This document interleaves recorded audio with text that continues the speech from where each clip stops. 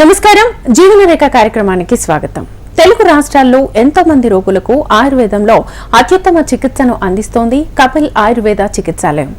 Ayurveda hospitals లో కపిల్ ఆయుర్వేద మాత్రమే 50కి పైగా పడగలతో గత 5 సంవత్సరాలుగా ఇన్ పేషెంట్స్ కి అంకిత భావంతో సేవ చేస్తూ సుమారు 7,000కు పైగా అన్ని రకాల వ్యాధులకు సంప్రదాయ కేరళ పంచకర్మ చికిత్సను అందిస్తూ అందరి మన్ననలను పొందుతోంది. సంప్రదాయ ఆయుర్వేదిక పద్ధతుల్లో అనుభవజ్ఞులైన డాక్టర్ల పర్యవేక్షణలో రోగి వ్యాధులను తెలుసుకుని వాటిని శాశ్వతంగా నివారించేందుకు కృషి చేస్తోంది కపిల్ ఆయుర్వేద చికిత్సాలయం. వ్యాధులను బట్టి కాకుండా పేషెంట్ శరీర తత్వాన్ని బట్టి ట్రీట్మెంట్ ఇవ్వడంలో ప్రత్యేక స్థానంలో ఉంది.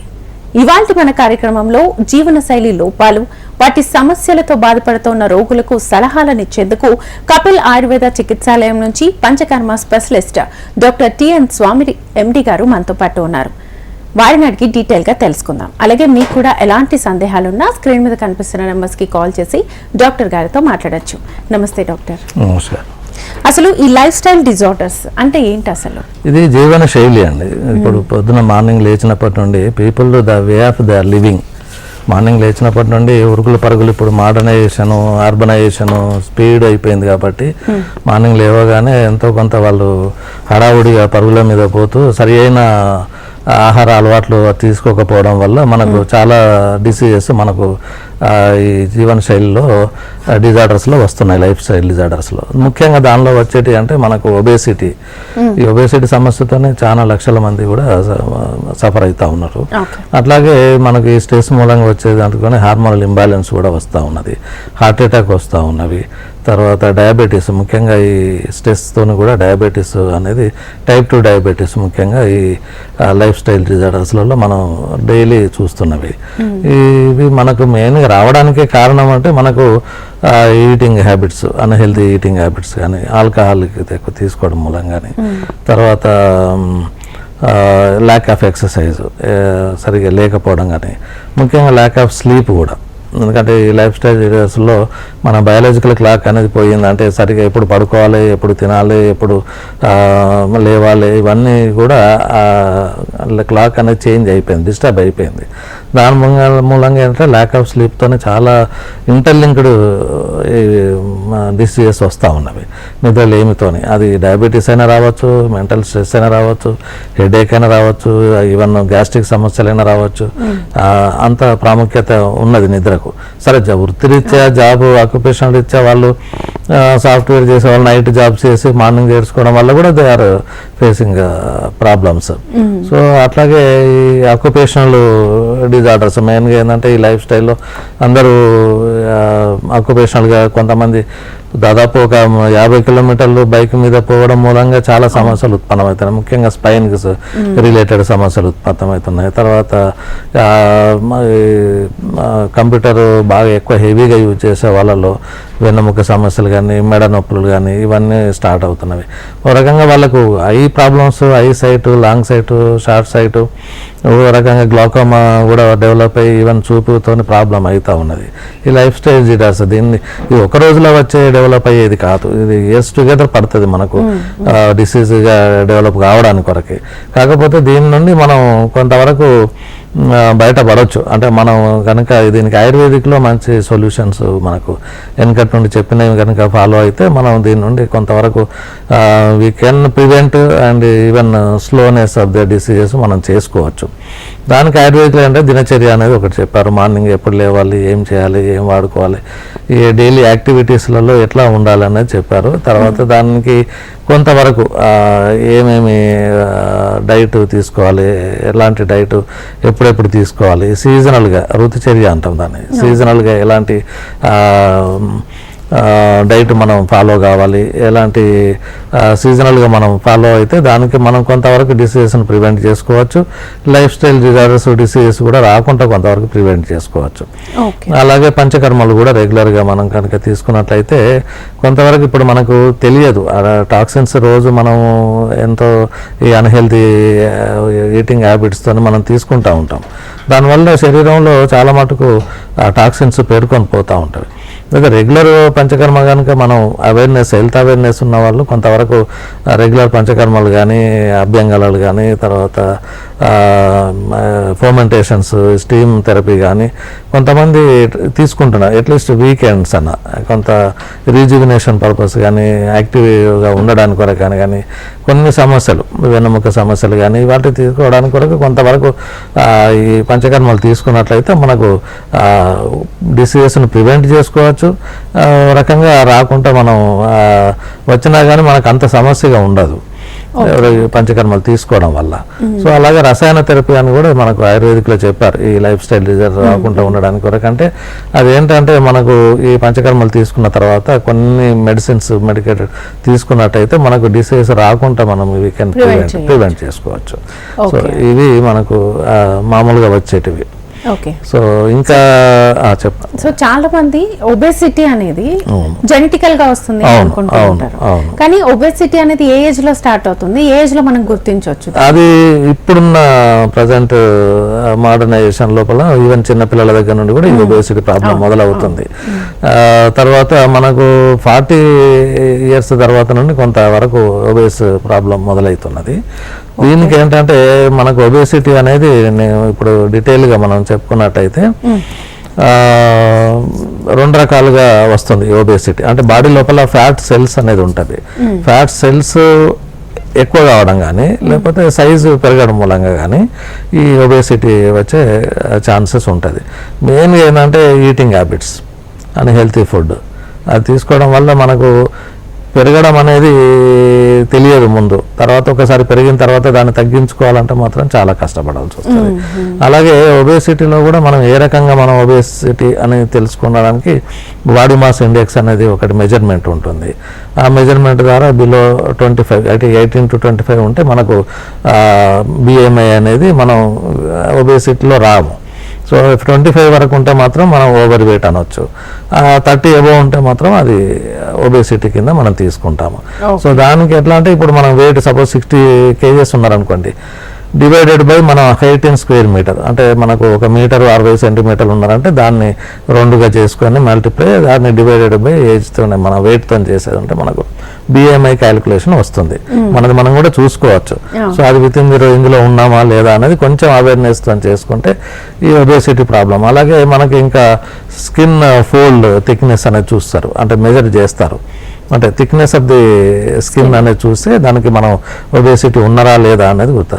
అలాగే హిప్ అండ్ అబ్డోమెన్ రేషియో ఒకటి చూస్తారు. అంటే యూజువల్గా ఏంటంటే మన ఇండియాలో ఎక్కువ కూడా మెన్స్లలో అయితేనో ఎక్కువ మనకు పొట్ట పెరగడం కానీ, ఫ్యాట్ అంతా లేడీస్లలో ఫ్యాట్ అంతా థైస్ రీజన్లో పేర్కొని పోవడం కానీ, ఇది మన దగ్గర ఒబేసిటీకి మనం మెజర్ చేయొచ్చు. ఈ రకంగా ఏంటంటే ఒకసారి వచ్చింది అని అంటే దాన్ని తగ్గించుకోవడం అనేది చాలా కష్టమవుతుంది. దానికి ఆయుర్వేదిక్లో మంచి థెరపీస్ ఉన్నవి. ఎందుకంటే ఒబేసిటీలో మనకు ఉద్వర్తనం అనే ఒక ప్రక్రియ చేస్తాం ఆయుర్వేదిక్లో. దాని ఏంటంటే పౌడర్తో మసాజ్ చేయడం వల్ల పెరిఫెరల్గా ఉన్న ఫ్యాట్ డిజాల్వ్ అయ్యి మనకు సర్క్యులేషన్ ఇంప్రూవ్ అయ్యి వెయిట్ తగ్గే అవకాశాలు ఉంటాయి. దాంతోపాటుగా మేము శ్వేతకర్మ కూడా చేస్తాము. శ్వేతకర్మలో కూడా చాలా రకాలు ఉన్నవి. అలాగే యోగ వస్తు కూడా చేసే ఉంటే మనకు ఈ కషాయ వస్తువులు, ముఖ్యంగా కషాయ వస్తువులు అనేది లేఖన వస్తువు, అంటే మనకు ఎక్కువ ఫ్యాట్ అనేది డిజాల్వ్ కావడానికి కొరకు బాగా ఉపయోగపడుతుంది. ఇవి రెగ్యులర్గా కనుక చేయించుకున్నట్టయితే మనకు కొంతవరకు యూజ్ చేసుకోవచ్చు. ఎందుకంటే ఈ ఒబేసిటీ వల్ల ఈ క్రానిక్ కాంప్లికేషన్స్ ఒకటి మొదలవుతాయి. అన్నిటికీ మూలం దాదాపు ఒబేసిటీ అని చెప్పుకోవచ్చు. ఎందుకంటే బరువు ఎక్కువ మూలడం వల్ల ఆర్థరైటిస్ ప్రాబ్లం మొదలవుతుంది. అలాగే ఎథెరోస్క్లెరోసిస్ అని మనకు రక్తనాళాల్లో ఫ్యాట్ పేరుకొని పోయి హార్డనింగ్ ఆఫ్ ద వెసల్స్ అయిపోయి మనకు కొరోనరీ ఆర్టరీ డిసీజెస్ కానీ, హార్ట్ అటాక్స్ కానీ ఇలాంటి సమస్యలు వస్తాయి. ఇప్పుడు చాలా చిన్న ఏజ్లో కూడా సడన్లీ స్ట్రోక్తో హార్ట్ అటాక్తో చనిపోయిన అనేది ఉంటుంది. ఇదే కారణం అన్నట్టు. మనకు లైఫ్ స్టైల్ అది అంతా తెలిసి కొంతవరకు ప్రజ్ఞాపరాధం అంటాం, ఇది తెలిసి తప్పులు చేయడం అనేది. సరే కొంతవరకు తప్పని పరిస్థితుల్లో చేసినా కానీ మనం దాన్ని రెక్టిఫై చేసుకోవడానికి కూడా కొంత మనకు రెగ్యులర్ ఎక్సర్సైజ్ కానీ ఇవన్నీ చేసినట్టు ఈటింగ్ హ్యాబిట్స్ కానీ.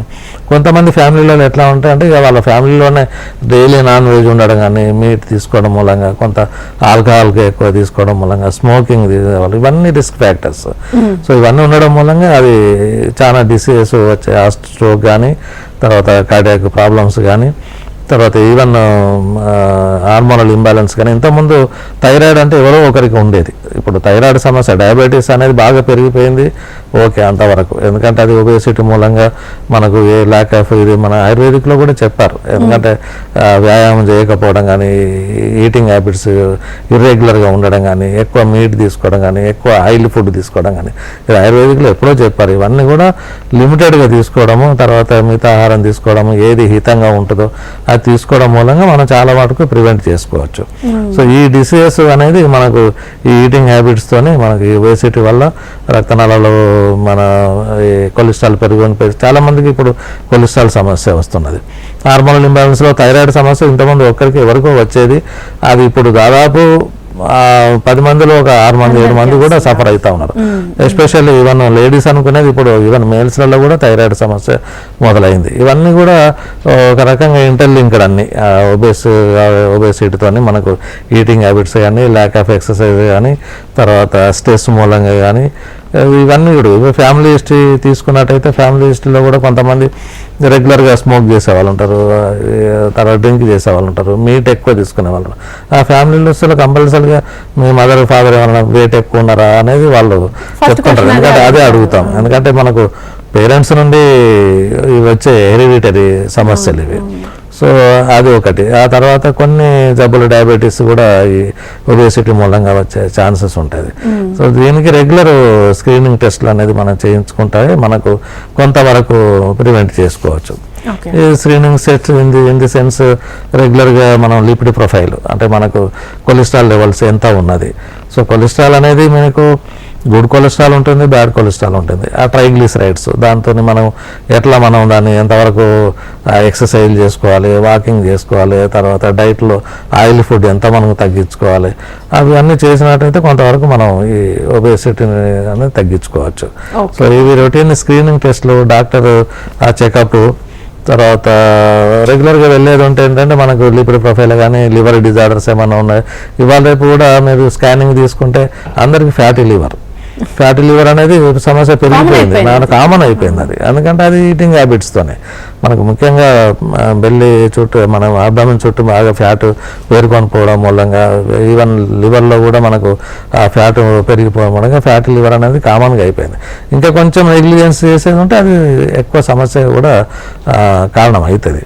సో ఇవన్నీ కూడా ఈటింగ్ హ్యాబిట్స్ కానీ ఆల్కహాల్ కన్జంప్షన్ చాలా మటుకు అది కొంచెం ఫ్యాషన్గా అయిపోయింది. అది ముఖ్యంగా ఈ రోజులలో డ్రగ్స్ కూడా చాలా మంది తీసుకుంటున్నారు. సింపుల్ షుగర్స్, కోకులు ఎందుకు బిర్యానీ తింటారు, కోక్ తీసుకుంటారు, ఎంతో అదొక రొటీన్ ఇది అయిపోయింది. అవన్నీ కూడా మనం చేంజెస్ చేసుకోవచ్చు లైఫ్ స్టైల్లో. మనకు డిజార్డర్స్ రాకుంటే చేంజెస్ చేసుకుంటే, కొద్దిగా చేంజెస్ చేసుకున్నా కానీ ఇవన్నీ మనం వచ్చిన తర్వాత కంటే మనం కొంచెం ప్రివెంటివ్గా ఉంటే ఈ డిసీజ్ రాకుండా మనం చూసుకోవచ్చు. ఓకే, మీరు అన్నట్లుగా ప్రివెంటివ్ గా ఉండాలి అని అనుకున్నప్పుడు 40 years ఆల్మోస్ట్ ఇప్పుడు మీరు అన్నట్లుగా ఒబెసిటీ కానీ, షుగర్ కానీ, థైరాయిడ్ కానీ ఆల్మోస్ట్ 35 దాటిన తర్వాత స్టార్ట్ అయిపోతుంది.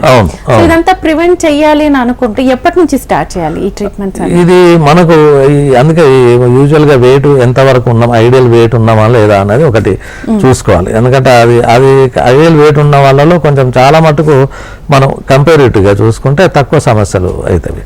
ఎప్పుడైతే వెయిట్ ఉంటే చాలు అంతే. అది పెరుగుతున్నది అని అంటే మనకు సమస్యలు పెరుగుతున్నట్టే లెక్క. సరే, టేస్టీ ఫుడ్ అది ఇప్పుడు చాలా మంది ఏంటంటే బయట ఇప్పుడు హోటల్లో కూడా చూస్తూ ఉన్నాం, ఒక గంటలు వెయిట్ చేసి మరీ పోయి తినాలి. అది అవసరం లేదు. అది ఇంట్లో తయారు చేసుకున్నంత ఫుడ్, హెల్తీ ఫుడ్ అనేది బయట తీసుకుంటే ఎలాగో అది అన్హెల్తీ కిందనే వస్తుంది. జంక్ ఫుడ్ చాలా మటుకు తీసుకుంటూ ఉంటాం. దానివల్ల కంపల్సరీగా మనం ఒబేసిటీ ఎందుకు వస్తుంది? ఇప్పుడు చాలా మంది వేరే వాడు తిన్నాడు, వానికంటే క్యాలరీస్ మనం ఎక్కువ కన్జ్యూమ్ చేస్తాము, తక్కువ ఖర్చు చేస్తాము. సో దట్ ఏంటంటే క్యాలరీస్ అన్ని బాడీలో పేరుకొని పోతాయి, దాంతో వెయిట్ పెరుగుతూ ఉంటుంది. మనం ఎంత తిన్నామో అంత ఖర్చు చేయగలిగితే తిన్నా పర్వాలేదు, కానీ అంత కష్టపడు లేదు. ఓన్లీ తినడం మటుకు క్యాలరీస్ ఎక్కువ పోతున్నాయి కానీ తక్కువ ఖర్చు అవుతున్నాయి. సో దాని మూలంగా మనకి ఒబేసిటీ అనేది పెరిగిపోతున్నది. ఇది పెరిగిపోవడం మూలంగా ఇవన్నీ సమస్యలు పడతాయి. దీనికి మానసికంగా ఒత్తిడిలు కూడా కారణం కావచ్చు. ఇది ఒక శారీరకంగానే కాదు, అది మానసిక మెంటల్ స్ట్రెస్తో కూడా ఒక్కొక్కసారి డిప్రెషన్లో ఉంటారు, అది ఒక్కొక్కసారి వాళ్ళు టెన్షన్లో ఉంటారు, స్ట్రెస్లో ఉంటారు. అది ఈటింగ్ హ్యాబిట్స్ ఒక్కొక్కసారి ఎంత తింటున్నాం అనేది కూడా తెలియదు. Control ఆ కంట్రోల్ లేకుండా తినేస్తూ ఉంటారు. సో దాని మూలంగా కూడా పెరిగిపోతూ ఉంటారు. అది పెరగడం మూలంగా తగ్గాలంటే చాలా కష్టం. పెరగడం మీకు తెలియకుండానే పెరిగిపోతారు. సో తగ్గడం అనేది మాత్రం ఇక డాక్టర్ కన్సల్ట్ కావాలి, స్క్రీనింగ్ టెస్టులు చేసుకోవాలి, ఏమైనా కాంప్లికేషన్స్ ఏమైనా ఉన్నాయా అని చూసుకోవాలి. ఎందుకంటే వాళ్ళు ఏ పనులు సిమ్టమ్స్ చూడండి, మీరు చాలా ఒబేస్ ఉన్న వాళ్ళలో తొందరగా అలసిపోతారు. చూడడానికి మాత్రమే వాళ్ళు లావుగా ఉంటారు, బట్ ఏ పని చేయలేరు. చేసినా రొప్పి వస్తూ ఉంటుంది, ఆయాసం వస్తూ ఉంటుంది, చిన్న ఒక ఫ్లోర్ ఎక్కాలంటే కూడా కష్టమవుతూ ఉంటుంది. సో బాగా ఆకలి, వాస్తవంగా వాళ్ళకి ఆకలి కూడా ఎక్కువనే ఉంటుంది. ఎందుకంటే వాళ్ళకి కావాలి కదా ఎనర్జీ, క్యాలరీస్ కావాలి బాడీకి తగ్గట్టుగా. ఎక్కువ తిన్నారంటే మళ్ళీ పెరిగిపోతూ ఉంటారు. సో ఇలాంటి సమస్యలు స్థౌల్యం వల్ల మనకు ఉత్పన్నం అవుతూ ఉంటాయి. సో ఇప్పుడు ఒబెసిటీ ఉన్నప్పుడు ట్రీట్మెంట్స్ విషయానికి వస్తే చాలా మంది లైపోసెక్షన్ లేకపోతే ఇలాంటివి చేసుకుంటూ ఉంటారు కదా. ఇవి చేసుకున్న తర్వాత కూడా కంట్రోల్ చేసుకోక ఇంకా లావ్ అయిపోయిన వాళ్ళు చాలా మంది ఉన్నారు. ఇప్పుడు అలోపతిక్ విషయానికి వచ్చి అంటే వాళ్ళకి సర్జరీస్, మిరన్ లైపోసెక్షన్ కానీ, బెరియాట్రిక్ సర్జరీ కానీ, సో దానివల్ల కాంప్లికేషన్స్ చాలా ఉన్నవి. ఈవెన్ డెత్ ఛాన్సెస్ కూడా ఉంటాయి. ఇవల్ల కొన్ని వచ్చినవి అంటే కాస్మెటిక్, ఇప్పుడు లావు పెరగడం వల్ల ఏంటంటే ట్రిమ్మింగ్ సెంటర్స్ అని, ఇంకా బయట సెంటర్స్ చాలా వచ్చినవి. లక్షలు అక్కడ మనం స్పెండ్ చేస్తూ ఉంటాం. కానీ కొంచెం అవేర్నెస్ తీసుకొని మనం ఇవి చేంజ్ చేసుకుంటే, లైఫ్ స్టైల్ చేంజ్ చేసుకుంటే మనం అంత దూరం దాకా పోవాల్సిన పని ఉండదు. ఈ ఆయుర్వేదిక్లో ఏంటంటే రెగ్యులర్, ఇప్పుడు ఇంతకుముందు మనకి ఎప్పుడో దినచర్యలో రుతుచర్యలో చెప్పారు ఆయుర్వేదిక్లో. సో దానికి ఇప్పుడు అంత లక్షలు ఖర్చు పెట్టి మనం అడ్మిట్ అయ్యి దీనికంటే కొంచెం ఖర్చుతోని, ఇప్పుడు సపోజ్ అన్ని సెంటర్స్ ఉండకపోతే, ఇప్పుడు కపిల్ చికిత్సాలయంలో మనకు ఇన్పేషెంట్ ఫెసిలిటీస్ ఉన్నది. చాలామంది పోయి ఎక్కడెక్కడో రిసార్ట్స్లలో ఉండి చేయించుకుంటా ఉన్నారు.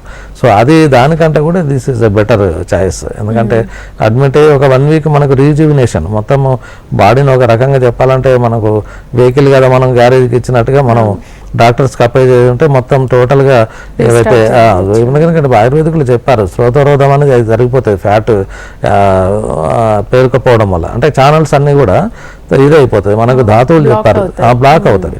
రసరక్త మాంసం మేధో అస్థి శుక్ర అని చెప్పారు. ఇది ఒబేసిటీ అనేది మనకు మేధోధాతువు శరీరంలో పెరగడం మూలంగా వచ్చింది.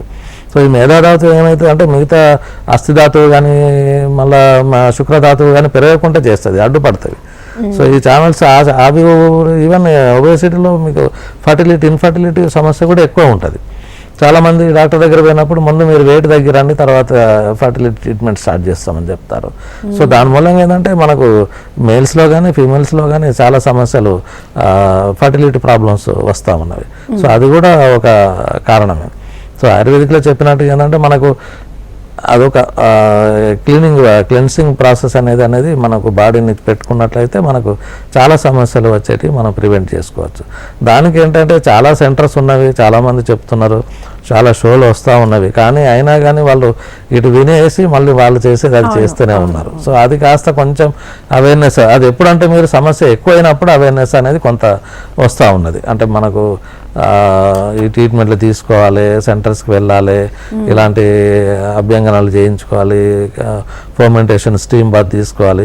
కొంతమంది రీజ్యూవినేషన్ లాగా వీక్లీ వన్స్ ట్వైస్ అలా చేయించుకునే వాళ్ళు కూడా ఇప్పుడిప్పుడు కొంచెం అవేర్నెస్ వస్తుంది. బట్ పంచకర్మలు అనేది చాలా మట్టుకు ఏంటంటే పంచకర్మల వల్ల చాలామంది ఏం ఉపయోగం ఏముంటాయి, వమనం విరేచనం వస్తే నశ్యము రక్తమోక్షణం ఈ పంచకర్మలుగా చెప్పారు. సో ఇది చేసే ముందు కొన్ని ట్రీట్మెంట్స్ ఉన్నాయి పూర్వకర్మలు, ఆ తర్వాత కూడా పశ్చాత్కర్మలలో రసాయన చికిత్స డైరెక్ట్ చేయరు. సో అది చేయడం వల్ల ఏంటంటే బాడీలో ఉన్న ఈ టాక్సిన్స్ మనం డైలీ యాక్టివిటీస్లలో, ఇప్పుడు చాలా పొల్యూషన్ మూలంగా కొంచెం బాడీలో అంతా పేరుకొని పోతూ ఉంటుంది. దాన్ని మనం కొంతవరకు ఏంటంటే కోష్టానికి తీసుకురావాలి. ఆ దోషాలన్నింటిని కూడా మనకి టాక్సిన్స్ అన్నింటినీ కోష్టానికి తీసుకొచ్చి ఐదర్ వమనం వామిటింగ్ థెరపీ కానీ, లేకపోతే మెడికేటెడ్ ఎనిమా థెరపీస్ కానీ, మెడికేటెడ్ పర్గేషన్ థెరపీ కానీ, మెడికేటెడ్ నేసల్ డ్రాప్స్తో కానీ, ఇంకా కొన్ని ఉపకర్మలు దార చికిత్సతో కానీ స్ట్రెస్ అవన్నీ తగ్గించడం మూలంగా బాడీ మొత్తం కొంచెం క్లీన్సింగ్ అయిపోతుంది, డీటాక్సిఫై అవుతుంది. సో దాని మూలంగానే, ఎందుకంటే ఇప్పుడు పొల్యూషన్ మూలంగా కూడా చాలా ఎన్విరాన్మెంటల్ ఫ్యాక్టర్స్ కూడా లైఫ్ స్టైల్ డిజార్డర్స్లలో చాలా మటుకు అవుతున్నది. అది వృత్తి అక్యుపేషన్లో ఇప్పుడు వాళ్ళకు ఒక్కొక్క దగ్గర అంటే స్టీమ్ అంటే హీట్ దగ్గరనే చాలా మంది పనిచేసే వాళ్ళు ఉంటారు. సో వాళ్ళకు ఆ సమస్యలు కొంచెం హీట్ షాక్ కానీ స్ట్రోక్ కానీ వచ్చే సమస్యలు ఎక్కువ ఉంటాయి. డస్ట్లో ఉంటారు, వాళ్ళకి సిఓపిడి అని అది క్రానిక్ అబ్స్ట్రక్టివ్ పల్మనరీ డిసీజెస్ అని రెస్పిరేటరీ డిజార్డర్స్ వస్తూ ఉంటాయి. ఆ దుమ్ములో వాళ్ళు పని చేయక తప్పదు. ఆక్యుపేషనల్ ఇవన్నీ లైఫ్ స్టైల్ ఇది ఉంటుంది కొన్ని. సో దాన్ని మనం కొంతవరకు ప్రివెంటివ్గా చేసుకున్నట్టు, తర్వాత ఈ మధ్యలో ఈ ఆయుర్వేదిక్ ఈవెన్ శమన ఔషధాలు కూడా చాలా చెప్పారు. ఇలాంటి రసాయన అంటే ఇమ్యూనిటీ మనం కొంచెం ఇంక్రీజ్ చేసుకున్నట్టయితే కొన్ని డిసీజెస్ రాకుండా మనం ప్రివెంట్ చేసుకోవచ్చు.